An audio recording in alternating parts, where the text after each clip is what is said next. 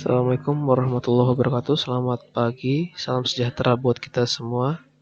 Apa kabar seluruh siswa kelas 12 IPA 5 dan IPA 6? Papa harap kalian sehat walafiat ya. Baik, hari ini kita akan kembali bertemu dengan pelajaran prakarya kewirausahaan ya, seperti minggu lalu. Kalau kalian masih ingat ya, tugas dari Bapak adalah coba kalian sebutkan ide atau peluang bisnis apa yang cocok di masa pandemi COVID-19 seperti saat ini ya. Nah, salah satu jawaban yang Bapak terima itu adalah berjualan makanan ya. Nah, ide ini menarik kenapa? Karena walaupun masih dalam masa pandemi COVID-19 namanya makan ya, semua manusia butuh makan. Jadi tetap pengolahan makanan ini menjadi salah satu lini bisnis yang tidak pernah mati ya, selagi masih ada manusia maka dia tetap berusaha untuk makan ya. Cuman ya mungkin caranya saja yang agak berbeda. Biasanya tetap langsung, tapi sekarang kan bisa lewat online ya. Jadi kita bisa membuat makan secara perjualannya secara online. Baik, latar belakangnya ya, kita Indonesia sejak dari dulu dikenal sebagai negara agraris ya, negara yang banyak tanamannya ya, yang kaya akan sumber daya alam.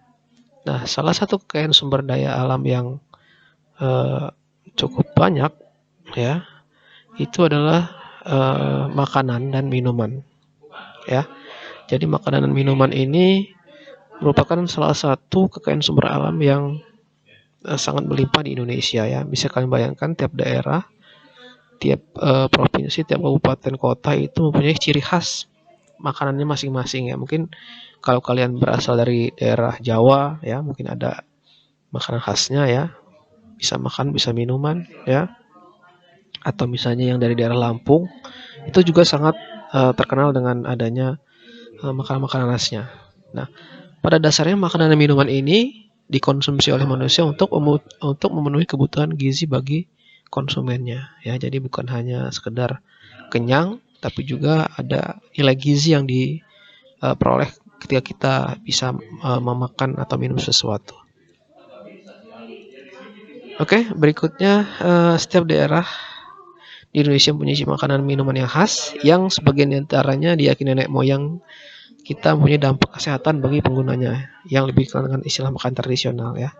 Jadi ada istilah makanan tradisional ya, ini artinya adalah makanan yang dari tradisi masing-masing daerah ya, yang sudah ditelurkan dari nenek moyang kita ya. Mungkin di daerah kalian ya ada suatu makanan khas ya, bisa kue ya, yang mungkin hanya muncul pada momen-momen tertentu ya, misalnya lebaran ya, atau misalnya ada pernikahan, pesta seperti itu ya. Nah, itu adalah artinya khas ya. Jadi khas itu adalah tidak ada di daerah lain ya. Oke, kita lanjutkan. Maka berbagai makanan yang ada saat ini ya mempunyai manfaat kesehatan ya. Jadi makanan tradisional bila diproses secara modern ya, itu ada yang mempunyai manfaat kesehatan ya. Misalnya jamu ya. Jamu kita tahu itu adalah produk tradisional ya. Tapi kalau dikemas secara bagus maka bisa memberikan dampak kesehatan. Dan ini merupakan peluang bagi para wirausaha dan calon wirausaha untuk menjadikan makanan tradisional sebagai pilihan bisnisnya. Oke, next. Nah, langkah pengembangan pengolahan utama makanan khas di daerah diawali dengan ya, pertama kita mencari ide ya. Mencari ide, kemudian pengembangan ide, perancangan produk, perancangan proses, perancangan pengembangan packaging atau pengemasan, kemudian perancangan pemasaran. Nah, ini adalah tahapan-tahapan dalam sebuah pengembangan pengolahan makanan untuk dijadikan sebagai bisnis ya. Jadi nanti pada akhirnya Bapak akan minta kalian untuk membuat suatu jenis makanan khas di daerah tertentu ya, yang bisa kalian kembangkan sebagai ide untuk sebagai ide untuk berwirausaha ya. Jadi ini kita mencoba ya kemampuan kewirausahaan kita dengan mengembangkan makanan khas daerah ya. Oke, ya ini adalah riset ya pengembangan ide. Oke, kita hapus dulu ini ya.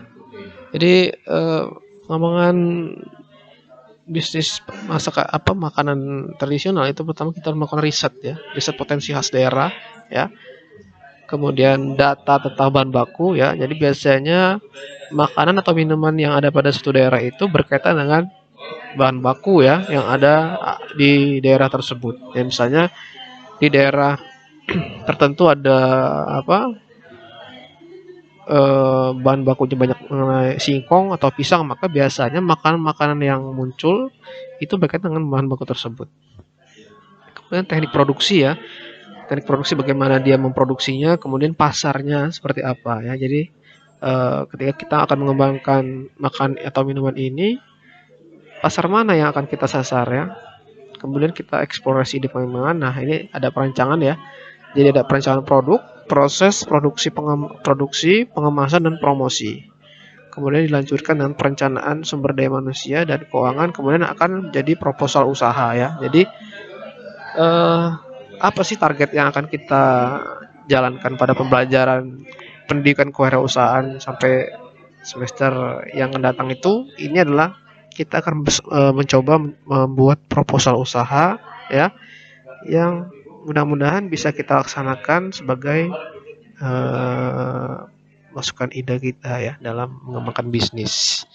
Nah, mungkin demikian saja video dari Bapak. Nanti ada tugas.